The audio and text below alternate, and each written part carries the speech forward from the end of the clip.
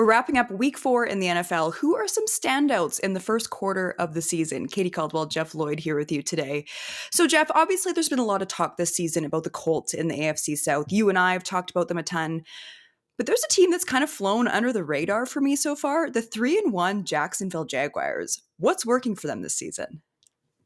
Well, this is the thing that's kinda interesting about the Jacksonville Jaguars is, one of the biggest moves they made the entire offseason was, their trading away from the number 5 pick, trading up to the number 2 pick Travis to Hunter. acquire Travis Hunter.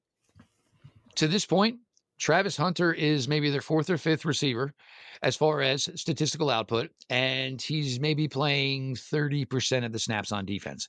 So the fact that this team made such a major investment and they gave up their first round pick in 2026. So there was a lot invested. The fact they're still 3-1 and they have really not gotten much of a return at all yet from Travis Hunter, you would think hopefully bodes well for this team. Liam Cohen, and I think this was probably the most interesting thing that came out of this entire week between them and the Niners was Robert Saleh going, well, they came up with a really intelligent and legal way to steal signs. Because I think the rest of us are all there like this. Okay, well, why did they do this? Well, why are they doing it? Why is nobody else doing this? Well, what's going on? And obviously, Saleh did have something to say yesterday. And it's weird because, it wasn't necessarily Jacksonville, you know, you threw 2 picks. I mean, your quarterback threw 2 picks for the Niners, which ultimately was the difference in the game yesterday.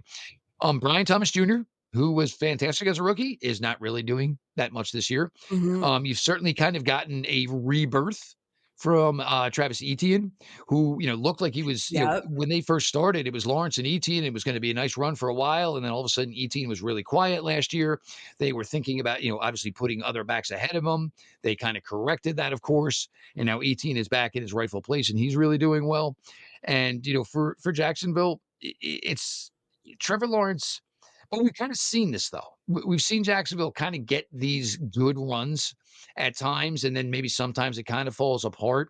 I kind of I'm liking what Jacksonville is doing because again, when we talked about Philly and some of these other teams, you look at it, and I don't know that necessarily anything totally wows you. But, when you're a team like Jacksonville as opposed to Philadelphia, you are expected to win every week. Mm. Jacksonville, they're coming, they're not expected to go win in San Francisco against the 3-0 49ers. That's not the expectation, but you find a way to pull it out. And of course, Jacksonville a couple of years ago, a major playoff win after they were down, I guess what it was 31, 35, whatever it was, and they found a way to rally in that game. So there's certainly some talent within some of those guys on that team. So they've been fun to watch. They've certainly been interesting to watch. And, Jacksonville, they're a fun team for the league when they're good and when they're competitive. And God knows right now we kind of need something in that AFC South. The Colts and the Jaguars, when everyone figured the storylines would be Cam Ward and would Yeah. be the Houston Texans. But right now, everything in the AFC South really comes down to, for now at least, Colts and Jaguars, which is another one of those, yeah, just as everybody expected. Isn't that so funny? Because I feel like there was always that line heading into the season of like, well, it's the Texans division to lose. Well, they sure are losing it. Let's Yeah, take a look at the NFC West. So the Seahawks, the 49ers, and the Rams are all 3-1. The Cards are 2-2, so no one below 500. Of these teams, who's standing out to you the most? Who are you surprised by? it's wow, there I think Seattle. I think I'm honestly gonna say Seattle because, yeah, you brought in Cup, but you moved away from DK Metcalf. Certainly moved away from Geno Smith, but you brought Mhm. in Sam Darnold. And that was gonna be the thing. And I think this is where, you kind of feel good for Sam Darnold because I think that whole year last year with Minnesota, everybody was so caught up in is this really Sam Darnold? Does Kevin O'Connell just have an offense that makes quarterbacks look really good? And, this for Sam was the time to cash in after, the initial kind of burnout. And then all of a sudden, bebopping around, spending a season here, spending a season there. And, an opportunity to finally just go somewhere and have a franchise become his own, other than the New York Jets, who originally selected him. And, You certainly Jackson Smith and Jigba, basically they anointed him that he was going to be their number one, and it was a really quiet first half Thursday night for him, and then all of a sudden really exploded in the second half, which Mhm. played out well. You ended up with that wild, stupid kickoff rule that when announcers have to tell you exactly what's going on as far as the kickoff, that tells you that the rule itself doesn't seem to make much sense to anybody because they're trying to explain it to you on the fly, and it makes 0 sense, but obviously it certainly worked out and worked in the favor of Seattle. And for, San Francisco, that, their hiccups, their injuries, of course, Arizona, don't know what's going on there with Marvin Harrison Jr. and Kyler Murray. They look like 2 Mhm. guys who, basically know each other as opposed to 2 guys who would be spending, you would think, an extreme amount of time together. And I think that kinda just fits right into maybe Seattle and, Mike McDonald, of course, there, the defensive, thought and, getting more out of some of these defensive players than maybe what you would traditionally expect from these guys, which shows a great defensive mind.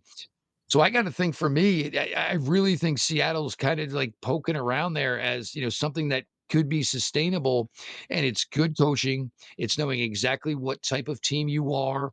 It's not, taking chances that are risky. And I think the play should really just pick up. And I think Cup being there, and, certainly with Jackson Smith and Jigba, and they're working in the young player Horton as well, who I think brings a Yeah. little juice to that wide receiver room. Whereas everybody's great route runners, I think Horton just brings a little bit more overall athleticism to the position. See, yeah, it's not fun right now. Quick pause. If you haven't subscribed to the BetCanada YouTube channel, you can do so below. It's free and it helps support our channel so we can keep bringing you NFL and NHL content. Now, back to the show. As a Seahawks fan, I'll be the first to say I love that NFL rule. The Steelers are another 3-1 team that I was a little surprised by. So they have an easier road this season than other years. No Joe Burrow right now for the Bengals. The Ravens are 1-3. Could the Steelers actually win this division?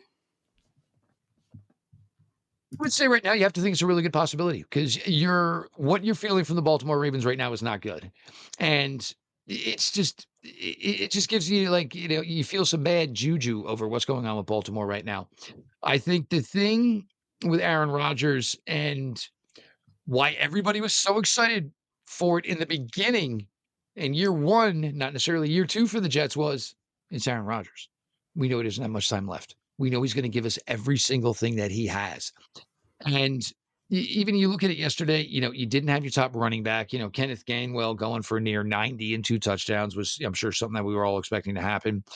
Their defense, it's not great yet. I think it's going to round into being a more traditional Pittsburgh Steelers defense. They're pretty The sneaky offense, old right now yes, I and think the overpaid. offense, yes, most certainly. I think their offensive line, it's getting better, and it's going to have to be better because, Aaron, with each week, he's not getting back up to 100%.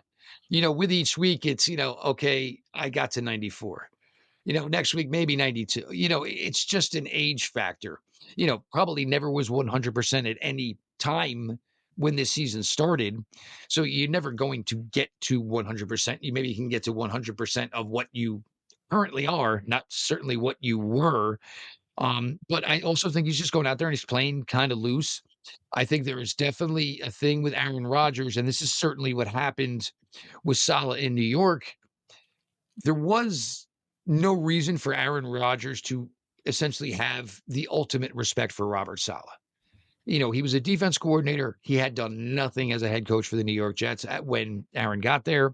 Certainly didn't do anything as a head coach for the New York Jets when Aaron was there. Mike Tomlin, that's essentially the standard in the NFL right now. The longest tenured NFL coach does not miss the playoffs. And I think even a guy like Aaron Rodgers, who is probably the biggest egomaniac there is in the entire NFL, is a guy that can at least look at a guy like Mike Tomlin and say, I have absolute utmost respect for you. So I think that is a legitimate thing. And I think it certainly keeps Aaron more dialed in, making sure that Aaron is keeping everyone else dialed in. I don't think Aaron, again, the egomaniac that he is, he wants no part of being the quarterback of the team for Mike Tomlin that does not make the playoffs. So I think it was a good situation where Aaron went there and you weren't getting this strange, weird Aaron Rodgers over the last few years where maybe the ego was starting to become, more than the player.